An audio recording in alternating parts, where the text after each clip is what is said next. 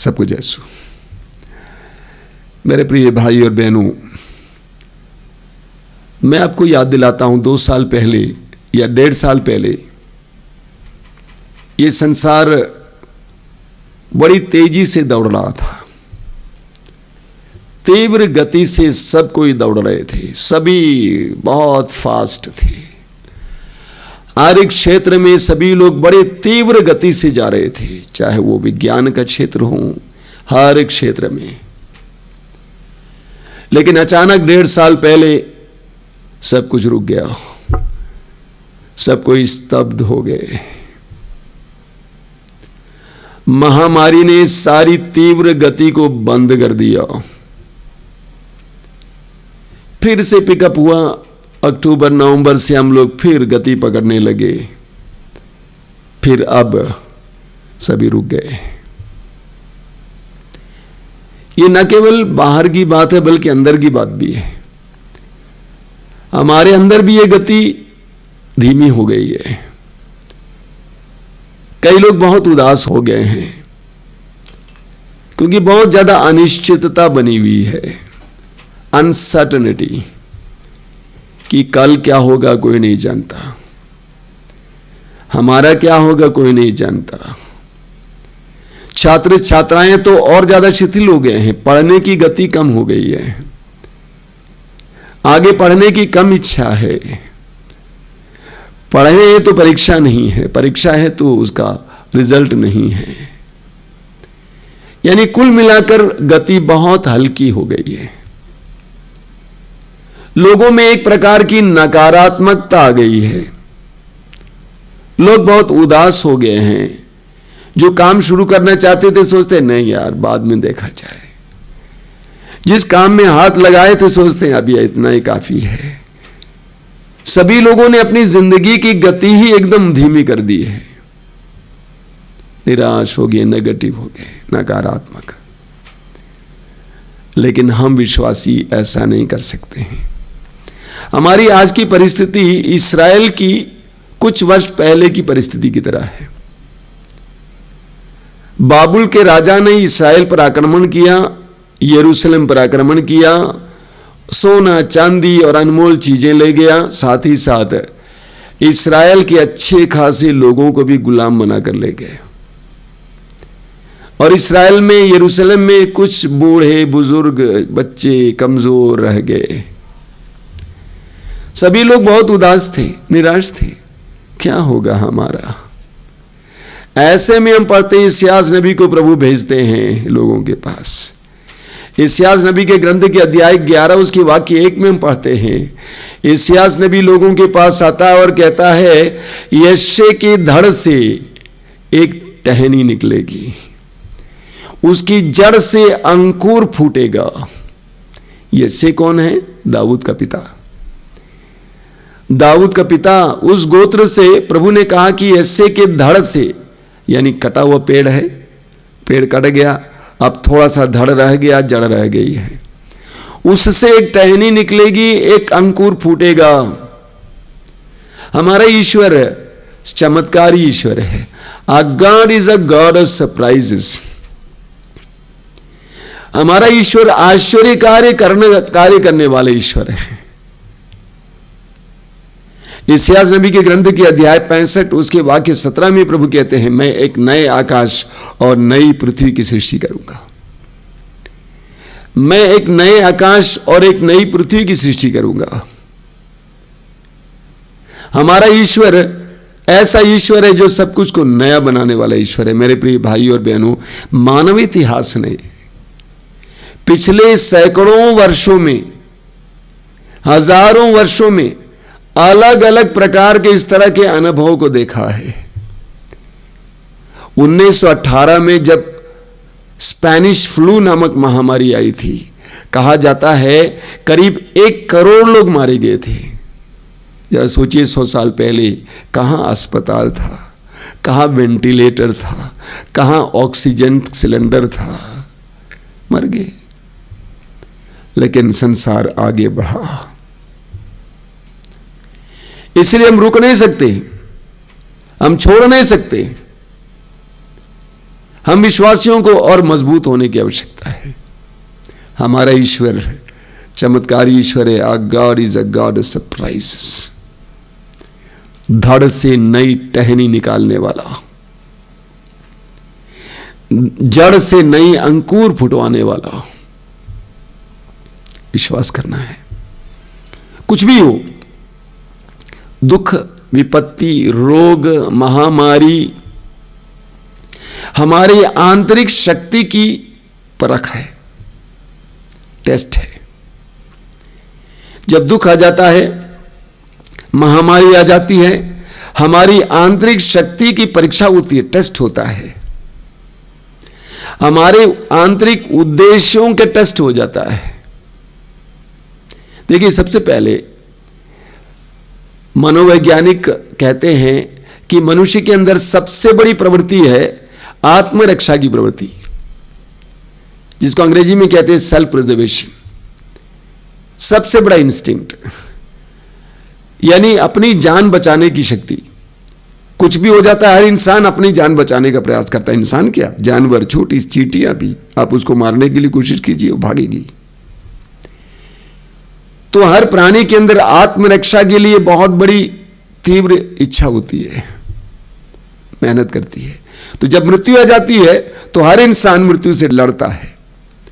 लेकिन इस दुनिया में कुछ लोग ऐसे हैं जिनके जीवन को कोई खास मकसद नहीं है, खास उद्देश्य नहीं है। वे लोग आसानी से जीने की इच्छा को त्याग देते हैं और दम तोड़ देते हैं। जिनका कोई खास उद्देश्य नहीं होता है, जल्दी दम तोड़ देते हैं। लेकिन जिनके अंदर खास उद्देश्य होता है, वह महामारी हो या रोग हो या मृत्यु से लड़ता है, संघर्ष करता है। मैं एक सिस्टर को जानता हूं, एक धर्म बहन, कलकत्ता में रहती थी और सड़क की जो लड़कियां होती थी उनके लिए काम करती थी। उनकी संस्था भी चलती थी। 10-15 साल पहले वो गंभीर रूप से बीमार पड़ गई थी। दूसरा कोई होता तो मर जाता उसी समय। और उस बहन को एक ऐसी बीमारी है, कोई अंदाज नहीं किस समय पड़ी रहेगी, किस समय उठेगी। लेकिन लड़ लड़कर 15 साल तक वो जिंदा रही। वो उस घर पे रही, वहां पे लड़कियां रखी जाती थी, अन्य लोग काम करते थे। लेकिन ये बहन मात्र एक सपोर्ट थी, समर्थन था और लोगों के लिए एक प्रेरणा थी, समझाती थी, डायरेक्शन देती थी। यानी उनके जीवन में एक मकसद था, एक उद्देश्य था। इसलिए वह उस बीमारी से लड़ कर जी और पिछले साल वो मर गई। हम पढ़ते हैं कुरिन्थियों के दूसरे पत्र के अध्याय 4 वाक्य 16 में, 2 Corinthians chapter 4 verse 16, पौलुस कहते हैं, हम हिम्मत नहीं हारते। यही कारण हम हिम्मत नहीं हारते। हमारे शरीर की शक्ति भले ही क्षीण होती जा रही हो, किंतु हमारे अभ्यंतर में दिन प्रतिदिन नए जीवन का संचार होता रहता है। और एक बात सुनिए, पौलुस क्या कहते हैं, हमारे शरीर की शक्ति भले ही क्षीण होती जा रही हो, किंतु हमारे अभ्यंतर में दिन प्रतिदिन नए जीवन का संचार होते रहता है। बोलिए हालेलुया, हालेलुया। तो जिन लोगों के जीवन में उद्देश्य है, जिनके बच्चे हैं, बच्चों के बच्चे हैं, जिनको लगता है कि हमें कुछ काम करना है, कुछ काम बाकी रह गया है, हमारे जीवन का एक मकसद है, उसको पूरा करना है, वे रोग और मृत्यु से लड़ कर जीते हैं। हमें राजाओं के दूसरे ग्रंथ के अध्याय 20 में पढ़ने को मिलता है, बहुत सुंदर है। वहां पर हम राजा हेzekiah के बारे में पढ़ते हैं। राजा हेzekiah ईश्वर की दृष्टि में अच्छा राजा था, इस्राएल का राजा, ईश्वर की इच्छाओं की पूर्ति करता था। अध्याय 20 में हम पढ़ते हैं कि अचानक वो गंभीर रूप से बीमार पड़ गया। प्रभु ने इस्यास नबी को उसके पास भेजा, ये कहकर कि तुम जल्दी मरने वाले हो, इसीलिए सब हिसाब किताब सही करो। जो ही हेzekiah ने इस बात को सुना, हेzekiah दीवार पकड़कर फूट फूट कर रोने लगा और प्रभु से प्रार्थना करने लगा। आगे हम उसी अध्याय में पढ़ेंगे कि प्रभु ने उससे कहा, मैंने तुम्हारी प्रार्थना को सुन लिया है, मैं तुमको 15 साल की उम्र और ज्यादा दे देता हूं। हमें टूटना नहीं चाहिए, हमें रुकना नहीं चाहिए। हम विजयी बनने के लिए बुलाए गए हैं। यूहन्ना के सुसमाचार के अध्याय 16 वाक्य 33, जॉन 16:33, प्रभु यीशु कहते हैं, ढारस रखो, मैंने संसार पर विजय पाई है। ढारस रखो, मैंने संसार पर विजय पाई है। हम विजय पाने के लिए बुलाए गए हैं। हम एक ऐसे प्रभु के शिष्य हैं, एक ऐसे प्रभु की जनता हैं जिसने मृत्यु को हराया है। हम हार नहीं सकते, हम हार मान नहीं सकते। आज से 10 साल पहले 2011 में मैं अपने पुरोहिताभिषेक की रजत जयंती मना रहा था और उस अवसर पर प्रभु ने मुझे एक खास संदेश दिया, बहुत जबरदस्त संदेश है। प्रभु ने मुझे इस सुसमाचार की उस घटना को याद दिलाया। यूहन्ना के सुसमाचार के अध्याय 2 में हम पढ़ते हैं कि प्रभु यीशु काना नगर के विवाह भोज में जाते हैं और वहां पर मामरियम के कहने पर प्रभु यीशु ने एक बहुत बड़ा चमत्कार किया, जल को अंगूरी में परिवर्तित किया। तो सेवक जल लेकर प्रबंधक के पास जाता है और प्रबंधक ने उसको चख लिया और प्रबंधक ने घर के मालिक से पूछा, ये क्या है? अक्सर हम लोग बढ़िया अंगूरी पहले परोसते हैं, उसके बाद घटिया अंगूरी। ये अपने बढ़िया अंगूरी अब तक के लिए क्यों रख छोड़ी है? प्रभु ने कहा, मैं यही करना चाहता हूं तुम्हारे साथ। अक्सर लोग जब रजत जयंती मनाते हैं 50-55 साल के हो जाते हैं, थोड़ा गति धीमी कर देते हैं, सोचते हैं 55 साल का हो गया, अब जरा धीरे धीरे काम हो, अब धीरे धीरे रिटायर होना है। प्रभु ने मुझसे कहा कि तुम्हारे साथ ऐसा नहीं होना चाहिए, बढ़िया अंगूरी अब से बाहर आना चाहिए। और मैं आपसे सच कहता हूं, 2011 के बाद मुझसे बढ़िया अंगूरी बाहर आ रही है। The best things I have done after that. और सच बता रहा हूं, आज भी मेरे अंदर वह संदेश गूंज रहा है। इसीलिए रिटायर होने, पीछे हटने का मन नहीं करता है, पीछे हटने का मन नहीं करता है। प्रकाशना ग्रंथ के अध्याय 2 उसके वाक्य 10 में, रेवलेशन चैप्टर 2 वर्स 10, प्रभु कहते हैं, अंत तक ईमानदार बने रहो। हिंदी में इसका अनुवाद है, मृत्यु तक ईमानदार बने रहो और मैं तुम्हें जीवन का मुकुट प्रदान करूंगा। मृत्यु तक ईमानदार बने रहो और मैं तुम्हें जीवन का मुकुट प्रदान करूंगा। मृत्यु तक अपनी जिंदगी को बनाए रखो, टूटो मत, गिरो मत, अपने को बेकार घोषित मत करो, मृत्यु तक ईमानदार बने रहो। देखिए, कई साल पहले मैं एक शहर में एक कॉन्वेंट गया था और वहां पर बहुत सारे बूढ़ी और रोगी सिस्टर्स रहती थी। करीब 30-35 लोग थे ऐसे, बूढ़ी और रोगी, और बहुत ही परेशान लोग थे, बहुत मतलब अंतिम क्षण की ओर जाने वाले। उस समय मुझे बताया गया कि स्वामी जी आप वचन सुनाइए इनको। मैंने सोचा, प्रभु क्या वचन सुनाऊं इन लोगों को? कोई अभी अभी मरने वाली है, कोई बहुत ज्यादा बीमार है।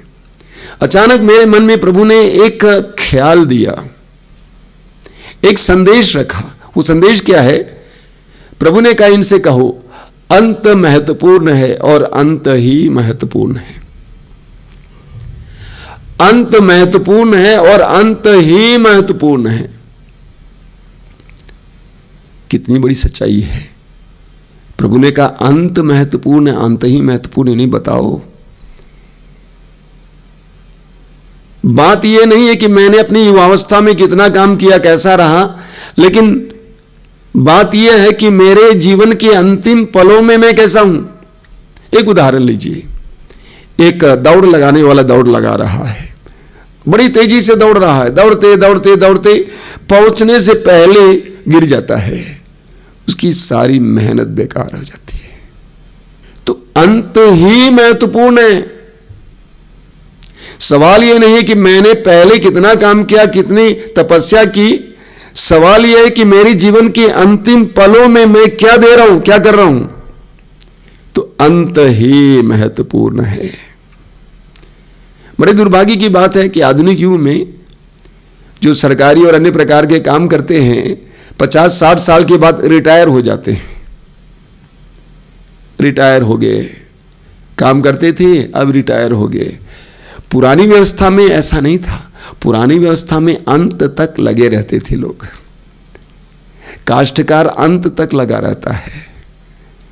लेकिन आज की व्यवस्था में 50-60 साल के बाद रिटायर हो जाता है और वो बिल्कुल निष्क्रिय जीवन जीने लगते हैं। बहुत ज्यादा सोना, बैठे रहना, टीवी देखना, बच्चों के साथ खेलना, उसके अंदर जो ऊर्जा है ईश्वर के द्वारा प्रदत्त जो पॉजिटिव चीजें हैं उसको बाहर नहीं लाते हैं।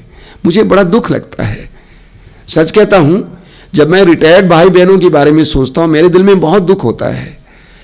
यानी इतनी ज्यादा तजुर्बा, अनुभव हम पानी में बहा रहे हैं, बेकार जा रहा है।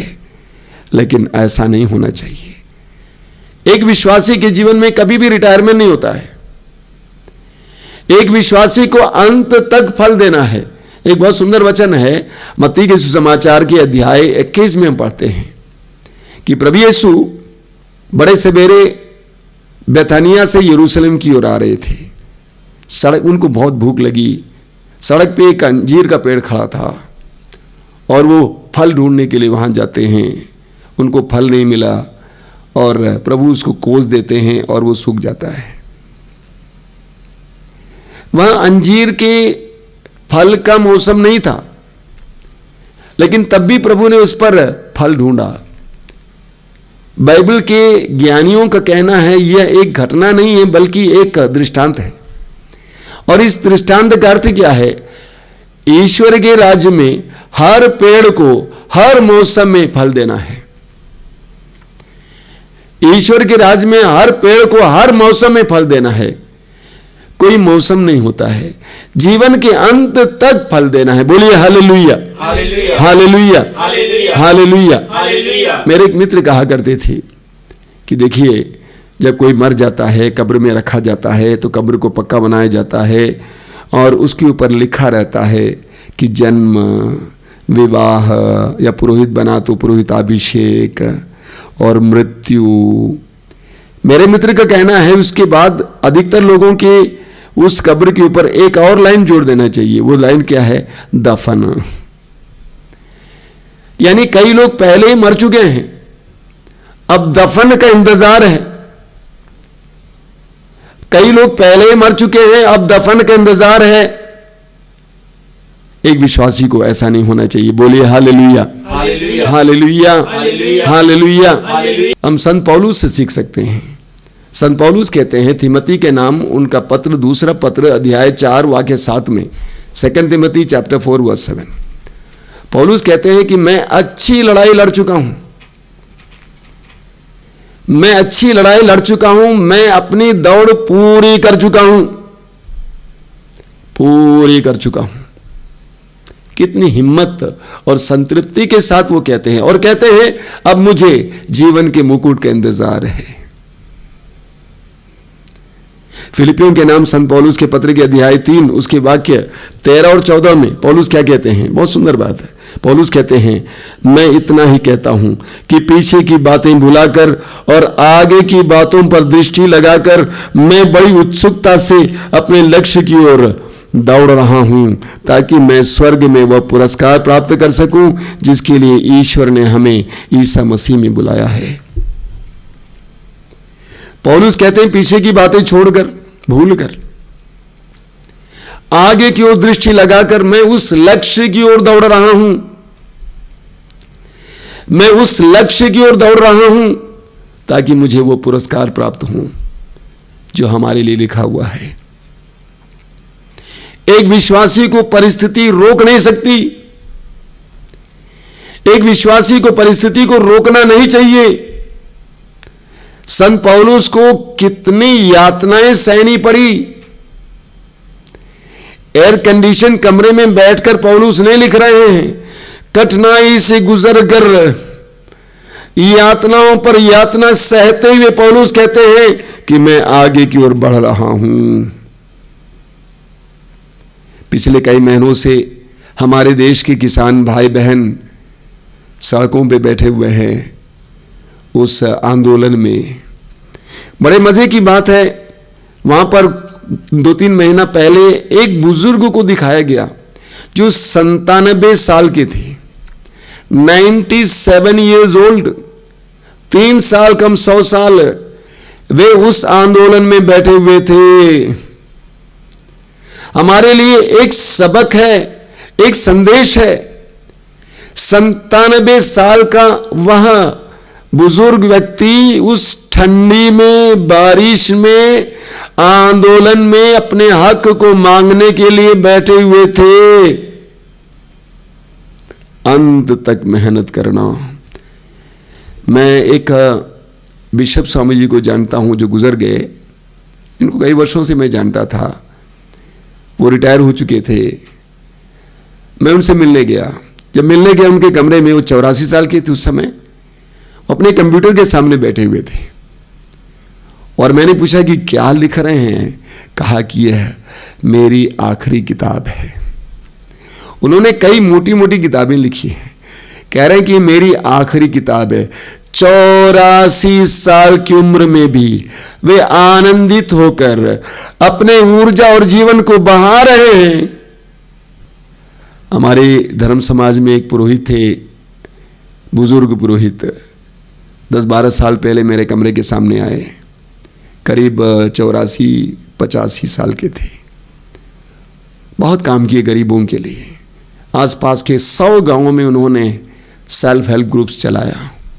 मेरे पास आकर पूछा कि अनिल एक बात कहो मुझसे। मैंने कहा फादर बोलिए। मैं क्यों नहीं मर रहा हूं? वो कहना चाहते थे कि मैं मरना चाहता हूं, मेरी उम्र हो चुकी है, मैं क्यों नहीं मर रहा हूं? मैंने कहा स्पष्ट है फादर, क्योंकि आप में जीवन है। आप इसलिए नहीं मर रहे क्योंकि आप में जीवन है। एक विश्वासी के जीवन में जीवन होता है, वो कभी मर नहीं सकता है। प्रभु यीशु ने कहा है यूहन्ना अध्याय 11 वाक्य 24-25 में, पुनरुत्थान और जीवन मैं हूं, जो मुझ में विश्वास करता है वो मरने पर भी जीवित रहेगा, और जो मुझ में विश्वास करते हुए जीता वो कभी नहीं मरेगा। इब्रानियों के पत्र के अध्याय 12 में संत पौलुस हमें बताते हैं, बहुत सुंदर है, वाक्य 1 में, जब विश्वास के साक्षी इतनी बड़ी संख्या में हमारे चारों ओर विद्यमान हैं, तो हम हर प्रकार की बाधा दूर कर अपने को उलझाने वाले पाप को छोड़कर और ईसा पर अपनी दृष्टि लगाकर धैर्य के साथ उस दौड़ में आगे बढ़ते जाएं जिसमें हमारा नाम लिखा गया है। पौलुस कहते हैं कि हम और ईसा पर अपनी दृष्टि लगाकर धैर्य के साथ उस दौड़ में आगे बढ़ते जाएं जिसमें हमारा नाम लिखा गया है। एक विश्वासी को प्रभु की ओर दृष्टि लगाकर आगे की ओर जाना है। एक विश्वासी को कभी टूटना नहीं चाहिए, हमेशा अपनी आशा को बनाए रखना चाहिए। देखिए इस्यास नबी अध्याय 43 उसके वाक्य 19 और 20 में प्रभु क्या कहते हैं, देखो मैं एक नया कार्य करने जा रहा हूं, वह प्रारंभ हो चुका है, क्या तुम उसे नहीं देखते? मैं मरुभूमि में मार्ग बनाऊंगा और उजाड़ प्रदेश में पथ तैयार करूंगा। आगे प्रभु कहते हैं मैं अपनी प्रजा की प्यास बुझाने के लिए मरुभूमि में जल का प्रबंध करूंगा और उजाड़ प्रदेश में नदियां बहाऊंगा। प्रभु कहते हैं कि मैं एक नया कार्य करने जा रहा हूं। मैंने आपसे कहा कि इतिहास में ऐसी परिस्थितियां, ऐसे अनुभव आए हैं, लेकिन इतिहास रुका नहीं। प्रभु कहते हैं कि मैं एक नया कार्य करने जा रहा हूं, क्या तुम उसे नहीं देखते? एक विश्वासी को आगे की ओर देखना चाहिए, आसमान की ओर देखना चाहिए, प्रभु के द्वारा दिए जाने वाले उस नए कार्य को अपनी दृष्टि लगाना चाहिए। यह नहीं सोचना चाहिए कि मैंने क्या गंवाया है, लेकिन मेरे लिए प्रभु के पास क्या है, प्रभु के पास मेरे लिए क्या योजना है, उसकी ओर अपनी दृष्टि लगानी चाहिए। एक बहुत सुंदर उदाहरण हमें राजाओं के पहले ग्रंथ के अध्याय 18 में मिलता है। पूरे इस्राएल में अकाल पड़ा था, 3 वर्ष से बारिश नहीं हुई थी। हमने वचन में पढ़ा है नबी एलिया अपने सेवक के साथ कारमेल पहाड़ पर चढ़ते हैं, अपने दोनों घुटनों के बीच में अपने सिर को लटकाकर प्रार्थना में लीन हो जाते हैं, और इस बीच अपने सेवक को बार बार भेजते हैं। एक बार भेजा कि पता लगाने के लिए कि क्या समुद्र से कुछ बादल उठ रहा है, उसने आकर कहा कि महोदय कुछ नहीं। दूसरी बार फिर आकर कहा कि कुछ नहीं। तीसरी बार, चौथी बार, पांचवी बार, 6 बार उसने आकर कहा कुछ नहीं हो रहा है। लेकिन नबी एलिया अपने विश्वास को तोड़ता नहीं है, टूटने नहीं देता है। 7वें बार फिर भेजता है, जाके देख। और वह आगे कहता है कि गुरुवर, मैंने एक छोटे से बादल को समुद्र में से ऊपर उठते हुए देखा, जितना एक मनुष्य की हथेली है। नबी एलिया ने उस पर विश्वास किया।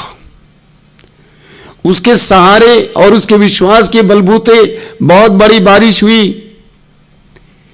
एक विश्वासी को इसी तरह सीखना चाहिए। प्रभु यीशु ने अपनी मृत्यु से पहले अपने शिष्यों को बार बार अपनी मृत्यु के बारे में, पुनरुत्थान के बारे में कहा, पूर्व सूचना दी, पहले से बताया कि मुझे मरना होगा लेकिन मुझे पुनर्जीवित होना होगा। एक विश्वासी के अंदर यह दृढ़ धारणा होनी चाहिए। आप देख रहे हैं कि मैं बहुत जोर से बोल रहा हूं, क्योंकि मैं जानता हूं कि आप कैसी पीड़ा में हैं, कैसे दर्द में हैं, कितनी निराशा में हैं। टूटना नहीं चाहिए, टूटना नहीं चाहिए, बनाए रखना चाहिए। उत्पत्ति ग्रंथ के अध्याय 8 में पढ़ेंगे, उस महाप्रलय के समय जब नूह पोत में था परिवार के साथ, और साथ में आप जानते हैं जीव जंतु भी थे। 40 दिन की वृष्टि बंद हो गई।